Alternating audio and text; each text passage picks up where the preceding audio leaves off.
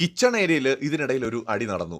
കിച്ചണിൽ നമ്മുടെ സാബു, കിച്ചൺ ടീമിന്റെ ഭാഗമായിട്ട് നമ്മുടെ ഒണിയൻ സാബുവും അതുപോലെ നമ്മുടെ ബിന്നി ഒക്കെയാണല്ലോ ഉള്ളത്. അപ്പോൾ അവിടെ വർക്ക് ചെയ്യുന്നതുമായി ബന്ധപ്പെട്ടുണ്ടായ ഒരു ചെറിയ വാക്കുതർക്കം അത് കുറച്ച് സീരിയസ് ആയി, ഈഗോ ആയി.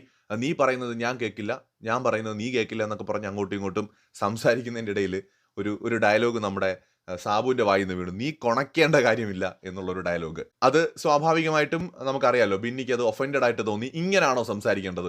മര്യാദയ്ക്ക് സംസാരിക്കണം, എൻ്റെ അടുത്ത് സംസാരിക്കണമെങ്കിൽ ഇമാതിരി വാക്കുപയോഗിച്ച് എൻ്റെ അടുത്ത് സംസാരിക്കരുത് എന്ന് പറഞ്ഞിട്ട് ബിന്നി ഈ ഒരു വിഷയത്തെ കയറി പിടിച്ച് കൊണ്ടുപോകാൻ ശ്രമിച്ചു. അപ്പോൾ സാബുവിന് മനസ്സിലായി സംഗതി പാളി. ഇതൊക്കെ നോർമലി ഉപയോഗിക്കുന്ന വാക്കുകളായിരിക്കാം ചിലപ്പോൾ. പലരും, എല്ലാവരുമല്ല, പലരും ചിലപ്പോൾ ഇങ്ങനത്തെ വാക്കുകളൊക്കെ ഉപയോഗിക്കുമായിരിക്കാം അവരുടെ ഫ്രണ്ട് സർക്കിളിലൊക്കെ.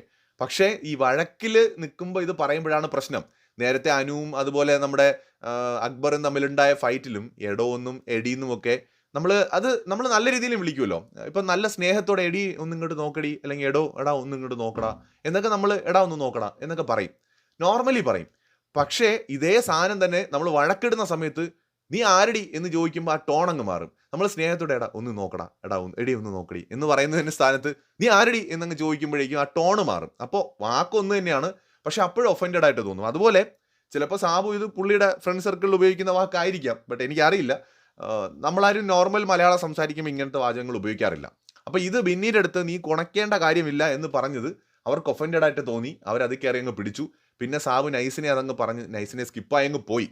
അത് കൂടുതൽ എസ്കലേറ്റ് ചെയ്ത് പോയില്ല. ബിഗ് ബോസ് മലയാളം സീസൺ 7 കൂടുതൽ ലൈവ് അപ്ഡേറ്റുകളുമായി വീണ്ടും വരാം.